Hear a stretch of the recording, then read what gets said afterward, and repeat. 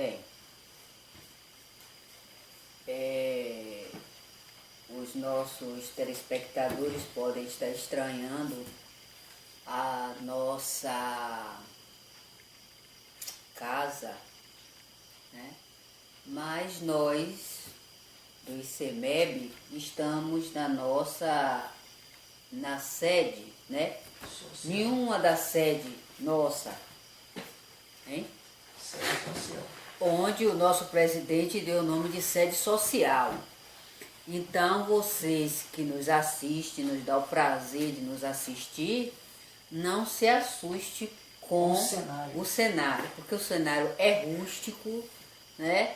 Porque nós estamos ainda em fase de término da construção.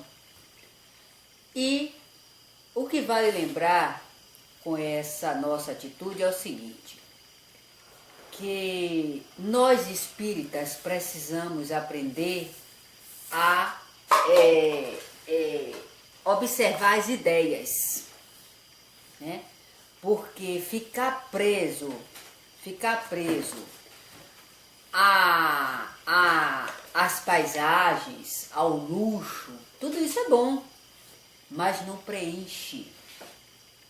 Nos momentos aprazados não preenche, porque vamos nos dar com a nossa situação moral e ela não está envolvida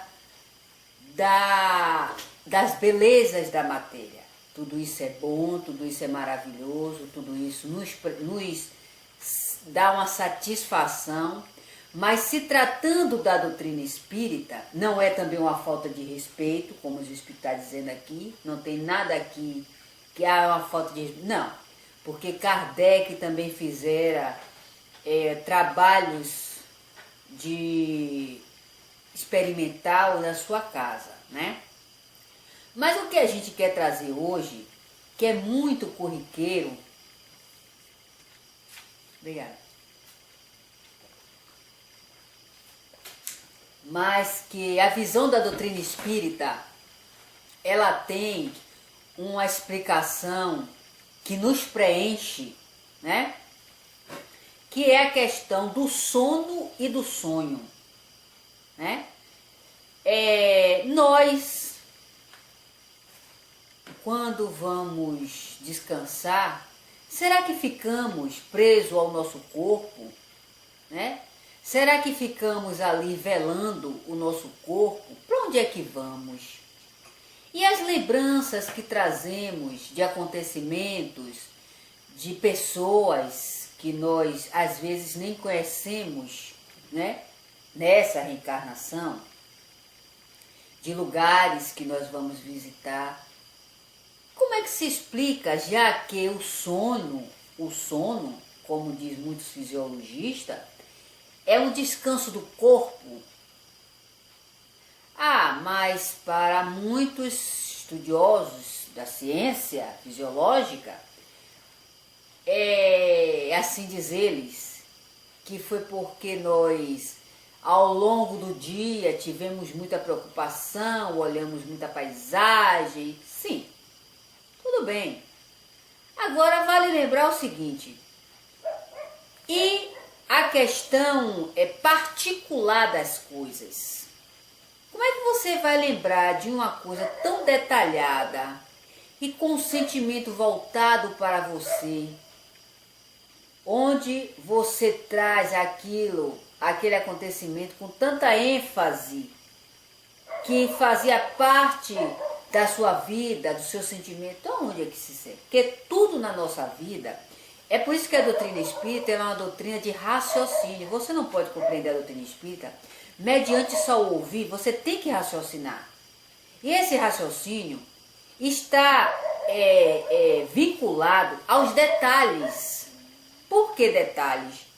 Porque esses detalhes, eles são particulares nossos, ninguém sabe. A gente só revela se ele quiser. E um desses detalhes é a questão do sentimento, da atuação do espírito para com o outro, da lembrança, né? dos lugares onde só ele foi, só ele sabe os detalhes, só ele sabe o que aconteceu, a energia que ali tinha. Então como é que se explica?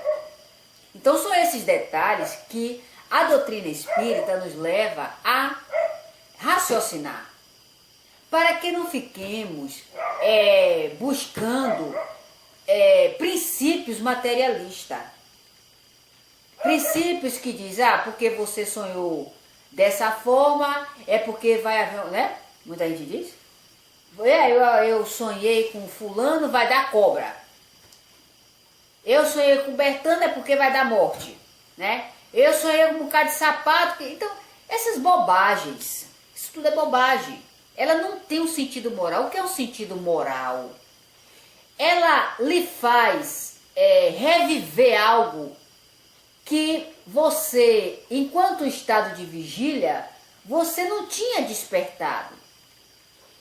Assim como certas informações que nós trazemos, quando no corpo nós não tínhamos nenhum princípio para que ela acontecesse, nem pensávamos, mas diante do descansado corpo, a gente vai reviver esses conhecimentos que nós nem sequer tínhamos lembrança superficial. Então, daí é que a gente vê também que os sonhos, para muitos, mas que para a doutrina espírita, é o espírito que se afasta do corpo para se dar com aqueles a qual ele ama, ou que ele odeia, ou que ele gosta de viver em meios. Mas ele traz um princípio.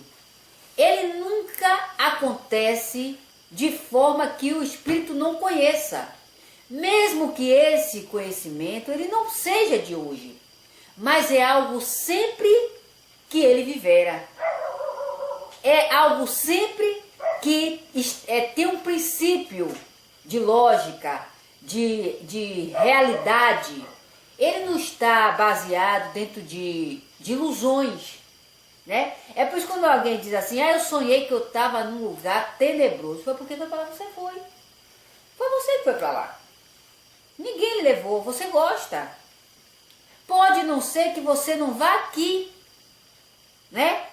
Mas ao sair do corpo, porque nós somos livres, o espírito, quando o corpo está descansando, é o momento da sua liberdade. Então ele pode fazer N coisas, se dar com N pessoas, né? Viver N acontecimentos, porque a barreira é do corpo, não é do espírito. Então, às vezes a gente se depara com certas situações, mas que nós mesmos fomos buscar. Vamos nos encontrar com espíritos, ao qual às vezes a gente diz assim, poxa, mas eu não tenho essa natureza, mas e por que eu fui me encontrar com aqueles espíritos? Você que diz, você não tem hoje. Mas tudo o que o espírito está fazendo foi o que você fez com ele. Tanto assim que ele encontra respaldo de participar com você todo aquele acontecimento.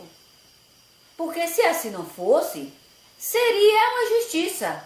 Você se dá com certas criaturas ao qual você não teve nenhum relacionamento, né? Da mesma forma, um filho que vem se dar com os pais ou os seus entes queridos, que ao sair do corpo, muitas das vezes eles não estão se dando na matéria, mas quando sai da matéria, porque a matéria é uma limitação, novamente repetimos, e ele vai encontrar com esses entes queridos, né? E ali eles passam a ter N conversa, N sentimento e volta. Eu sonhei com fulano, estava com fulano. Você não sonhou com fulano, porque o sonho, ele dá uma visão de que é algo da mente. É uma vivência mental, ou seja, você pensou, foi dormir, porque muitos fisiologistas se prendem nesse aspecto. Você ficou muito tempo pensando e aí você foi dormir, naquele momento o seu inconsciente despertou. Coisa nenhuma. E olhe que tem muitos espíritas indo a rodão com essas ideias que não tem sentido. E diga-se de passagem que muitas das vezes recebem orientações até dos seus anjos guardiões que tomem cuidado com essas ideias para que elas não sejam motivo do seu sofrimento. Porque o que faz com que o espírito sofra após morte e até na morte momentânea, que é o sono, que o sono é uma morte momentânea, né? Ali nós morremos de momento, mas depois nós retornamos, vamos dizer assim, para o corpo. Então, o motivo do nosso sofrimento é toda a nossa ignorância diante das questões espirituais, que muitos não querem admitir por princípios que ele já traz de religiões, de família, de uma sociedade preconceituosa, de dogmas. Então, nós arrastamos essa bagagem quando nós não nos trabalhamos intimamente, porque vale lembrar o seguinte: a doutrina espírita, ela é um princípio que apresentou-se ao homem. Tudo que a doutrina espírita fala a respeito dos espíritos já ocorre há milênios, desde quando existe a humanidade, né? Existe a manifestação dos espíritos e todos os seus princípios baseados na lei divina, que é a comunicabilidade dos espíritos, a existência de Deus, né? A vida pós-morte, a imortalidade da alma, são princípios que pertencem à lei divina, não pertencem ao espiritismo. É isso que nós espíritas temos que nos prender, porque às vezes a gente acha que estamos fazendo algum favor à doutrina. Nós não estamos fazendo favor a ninguém. Nós estamos fazendo a nós mesmos. Por quê? Esses princípios, quer queira, quer não, nós vamos nos deparar com ele. Porque a doutrina espírita pode deixar de existir, mas os princípios espirituais não. Porque o homem, sendo ignorante ou não, ele vai passar a morte. Não é um fato? É um fato. Todos nós morremos, então é um princípio espiritual. É um princípio divino, é um princípio da lei divina. A morte existe. Foi a doutrina espírita que criou? Não, não foi a doutrina espírita. A doutrina espírita só veio apresentar uma luz, né? Vamos dizer assim, deu um caminho mais fácil para a nossa compreensão.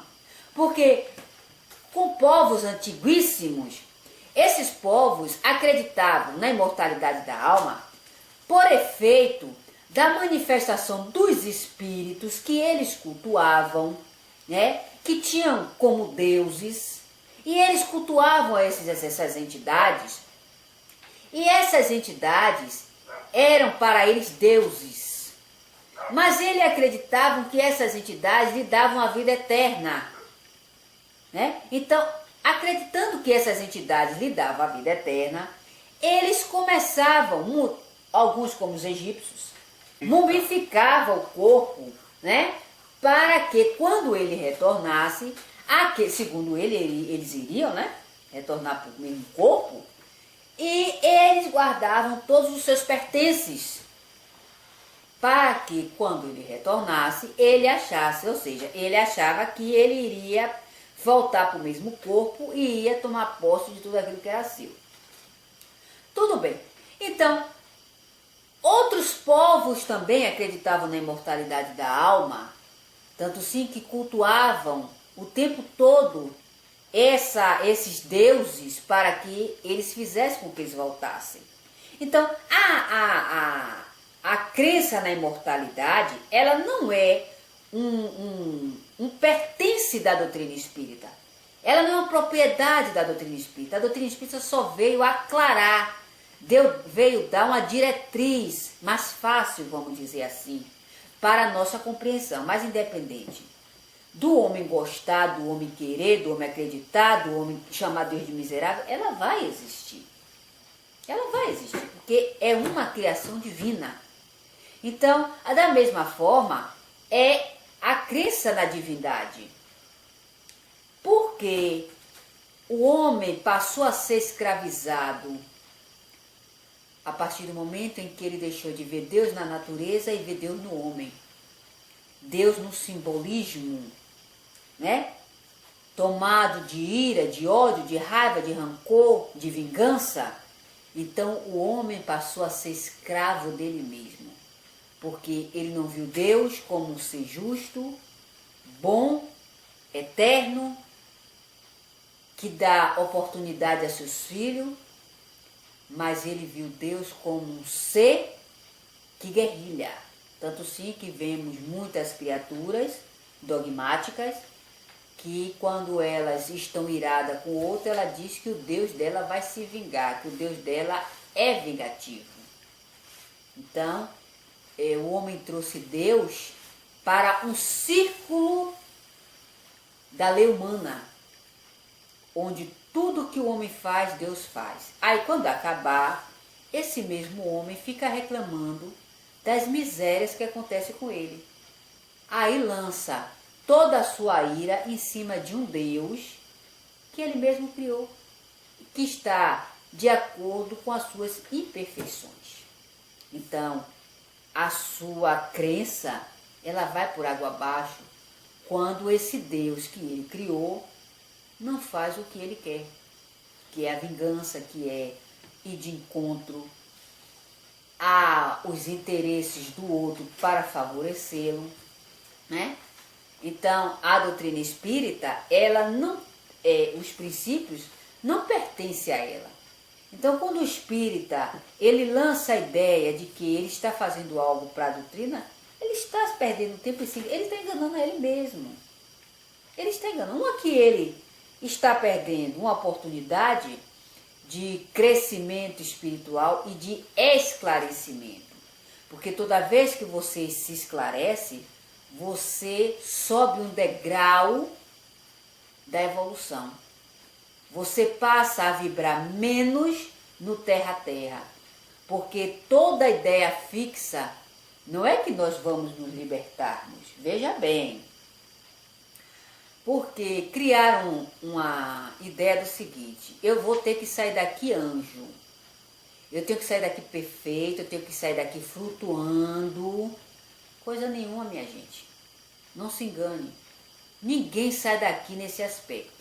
Nós saímos daqui esclarecidos. Por quê esclarecido? Porque o esclarecimento é que nos leva à compreensão das coisas e diante dos seus acontecimentos. Exemplo, a gente reclama muito do homem violento. Vamos sair daqui sem a violência? Não vamos sair. Porque ela ainda faz parte da evolução. Mas vamos sair daqui menos ruins. Como? Mediante ao raciocínio e a visão de não mais uma violência, mas o agir diante dos acontecimentos que eles não vão deixar de existir, porque nós somos criaturas muito imperfeitas. Ainda estamos muito longe, né, de galgar o que a gente quer, as asas. Agora, a asa burro não dá. Ter asa burro é como, eu quero sair daqui falando manso, né? Eu quero sair daqui dizendo a meu irmão que ele tenha paciência. Mas ninguém tem paciência com fome. E a fome vai sempre existir até quando o homem for miserável, né? Ninguém vai ter paciência sem ter uma casa para morar.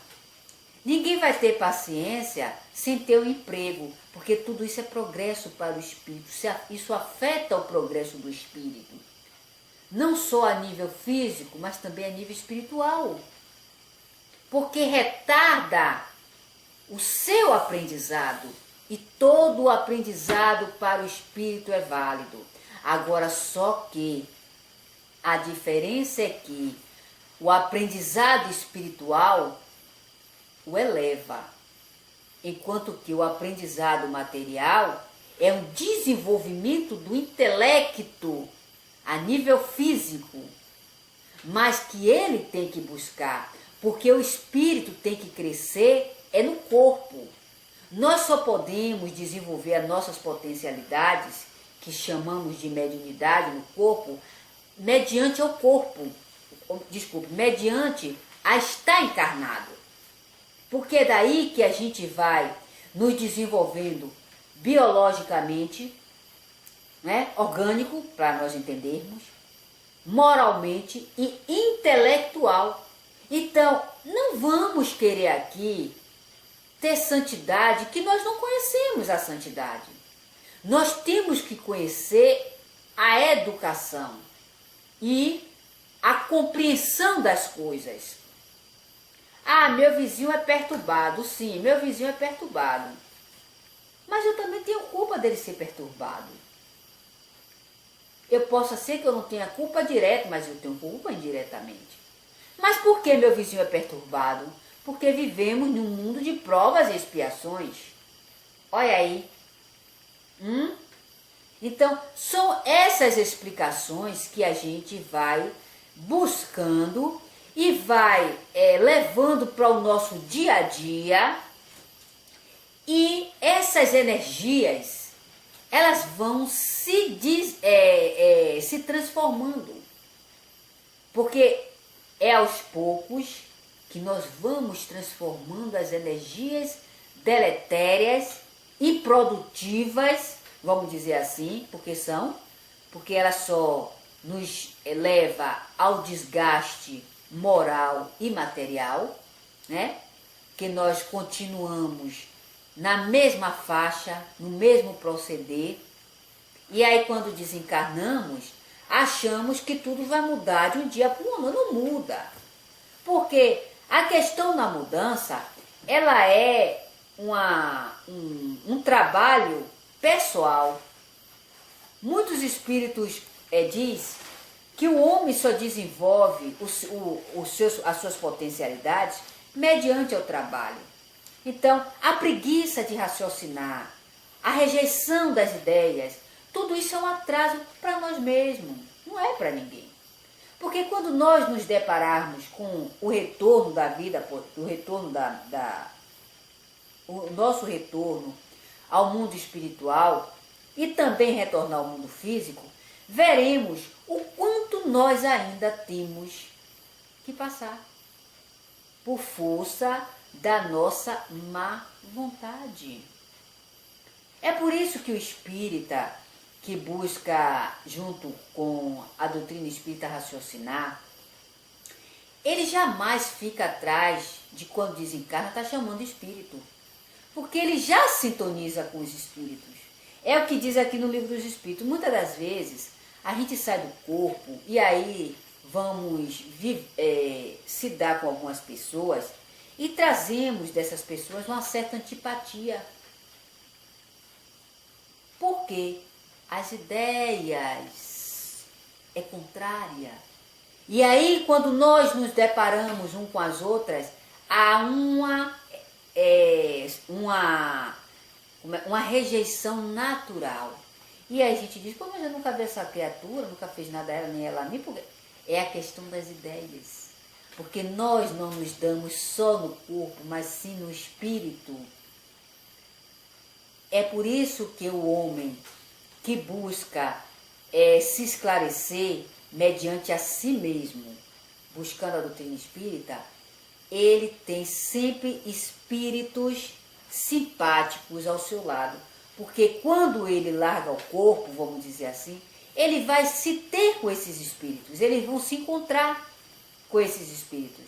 Da mesma forma é quando nós largamos o corpo e vamos para determinadas regiões. Isso também é uma questão de prática.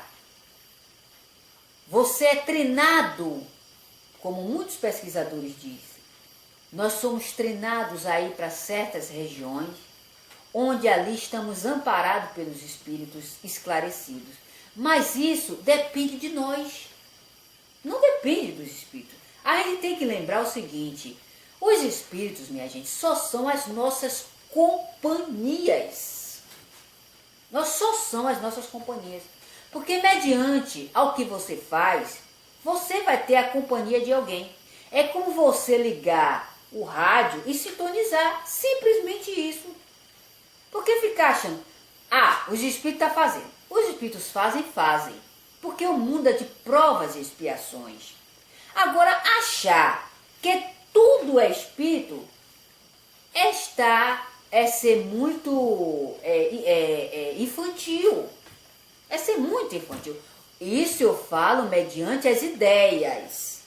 Porque os espíritos realmente causam dor, causam sofrimento, né? A obsessão é um farrapo humano. Por que é um farrapo humano?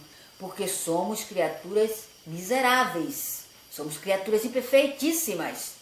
Não vamos botar, né, a peneira onde o sol sai. Somos espíritos imperfeitos. Agora, o que vale lembrar é a questão da dedicação nossa em ser menos ruim. Então, minha gente, o que a gente tem que raciocinar. Porque a gente gosta muito de endeusar, mas a gente não gosta de tomar exemplo de ninguém.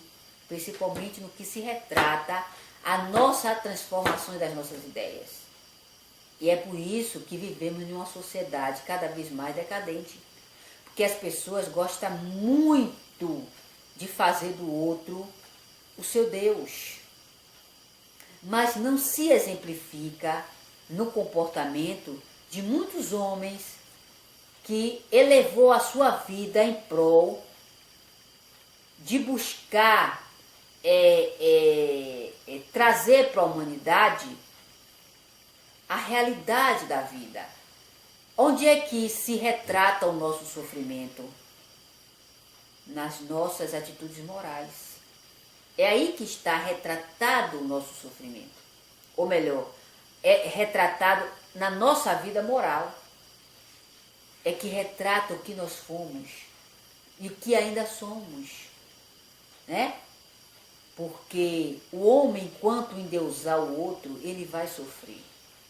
O homem, enquanto achar que ele precisa de um representante divino, ele vai sofrer. O homem, enquanto achar, como o outro disse, que nós temos que viver na simplicidade, né? Nós temos que viver na humildade, mas ele vive envolto do luxo. Então, contrassenso. É um grande contrassenso. Você não pode ensinar aquilo que você não aprende, aquilo que as pessoas não veem em você. Você tem... Eu digo assim, nem ensinar. Porque eu não gosto dessa questão de ensinar, porque às vezes a gente fala, mas a gente dá maus exemplos. Mas é a gente exteriorizar. Porque quando você exterioriza, era por isso que Jesus fazia prodígios. Porque a energia de Jesus era dotada dos seus exemplos, né? Então não adianta a gente falar, se os exemplos que nós damos é sempre materialista. Estamos com o pé no dogmatismo e o outro dentro do centro espírita. Eu sempre vou tocar nessa tecla, porque a gente não se apercebe disso. Um pé na doutrina espírita e um pé no dogmatismo é um atraso de vida. Você não sabe o que é que você acredita.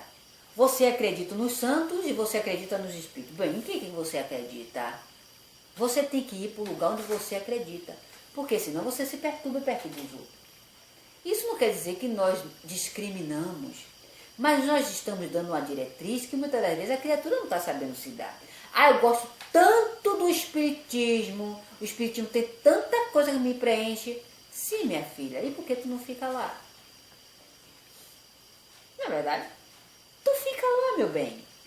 Porque essa questão de gostar e ficar com o pé lá alto cá, vai ficar tão perturbada que vai acabar perturbando os outros e perturbando o trabalho dos outros que está se... Porque às vezes as pessoas acham que a doutrina espírita é uma doutrina fácil. Não é não, meu amor. Não é não. Né? Não é não, porque a gente fala, a gente raciocina, a gente busca desmiuçar as coisas, mas quando a gente vai buscar, a coisa é complexa. A gente não acha no espiritismo da mesma forma que eu estou falando aqui. A coisa é bem mais complicada. Agora só que a gente desmiuça, né?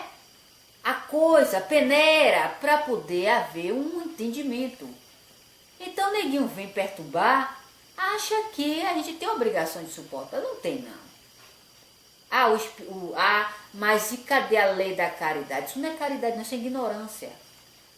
Isso não é caridade. Caridade é o respeito ao livre-arbítrio do outro.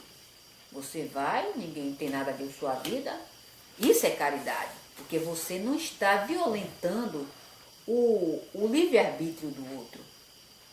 Mas ficar perturbando os outros, né? E achando que o outro tem que ter caridade, não. Não, senhor, porque se fosse assim, quando na sinagoga, como está em muitos livros dos apóstolos, nos livros dos apóstolos, quando Jesus foi para a sinagoga, que lá viu o nome de Deus sendo vendido, ele ia usar da caridade.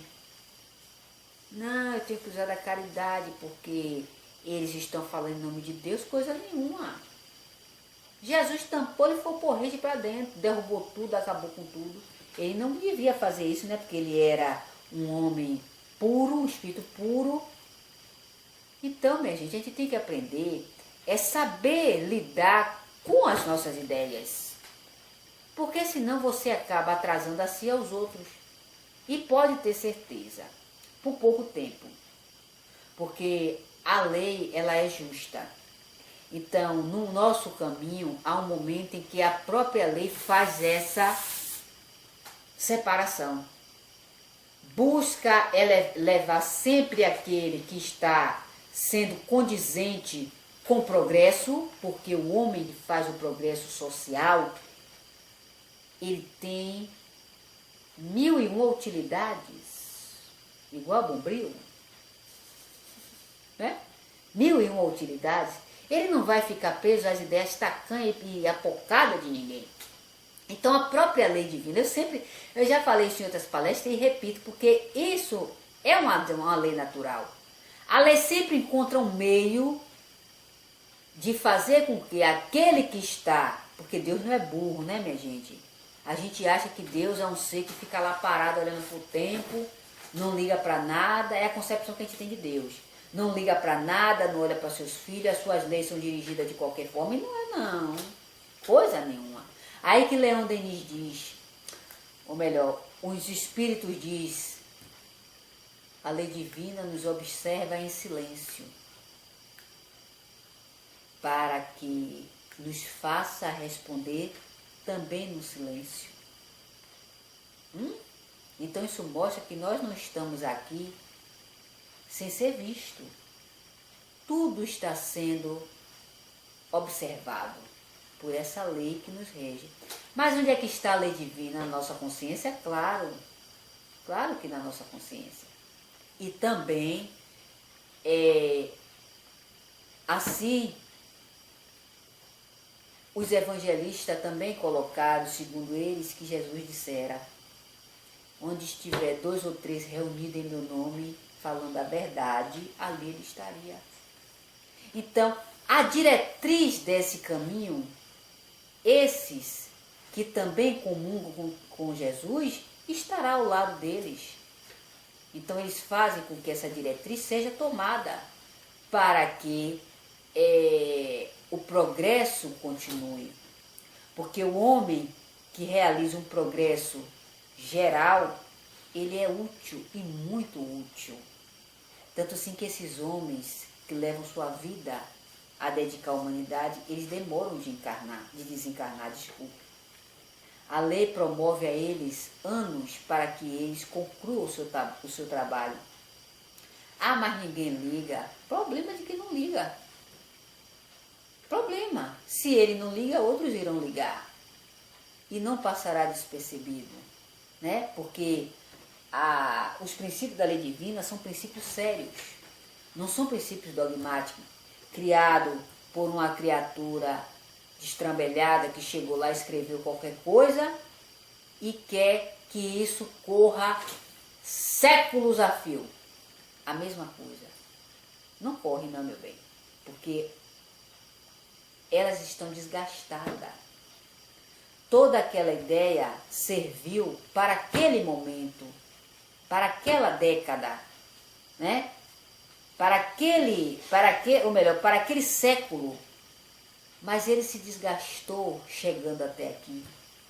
Sabe por quê? Porque ele foi o efeito da ideia do homem, não foi da ideia divina. É por isso que a doutrina espírita ela nunca vai estar desgastada. Ela pode trazer cada vez mais princípios novos que a gente não conhece. A gente mal conhece esse, mas novos princípios. Porque ela está dentro de um alicerce, de uma lei racional. Por que de uma lei racional? O homem desencarna? Desencarna. O homem retorna? Retorna. Qual é a prova? Basta que se faça pesquisa. Milhões de pesquisas a rodo estão aí. Crianças revelando a sua morada, né? De reencarnações pretéritas até recente.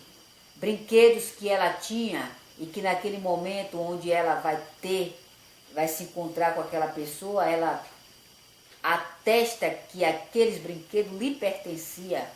E aí é perguntada a ela, mas como é que você sabe que esses brinquedos lhe pertenciam se você nasceu agora? E ela confirma que aqueles brinquedos lhe pertenciam. E até, olha a particularidade, pergunta sobre um brinquedo ao qual ela tinha maior apego.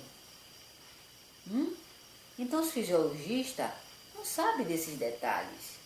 É o que trata, é o inconsciente, o consciente e o inconsciente coletivo. Né?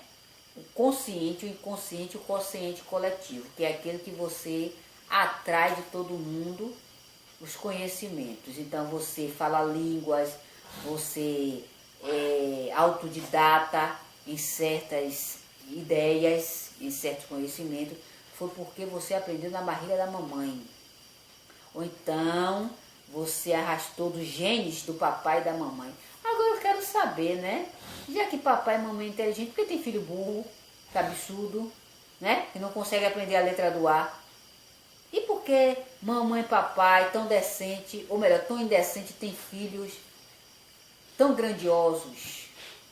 Olhe Jesus, não estou tratando aqui de uma questão social, mediante aos princípios da academia, mas os princípios morais. Sabe por quê? Porque às vezes a gente diz assim, eu tenho uma família maravilhosa. Fulano é advogado, Beltrano é médico, fulano é professor. E quando você vai ver, a decadência moral está instalada. Então isso para mim não é família maravilhosa. Família maravilhosa, sabe qual é? É aquela que se reúne em ideias evolutivas, de crescimento, de observação, de caráter humanitário. Essa sim, para mim, de acordo com as observações dos princípios da doutrina espírita, essa é a família maravilhosa. Sabe por quê? Porque são espíritos progressistas, espíritos que estão sempre visando o progresso, não só deles, mas de muitos, se reúnem para levantar até uma sociedade.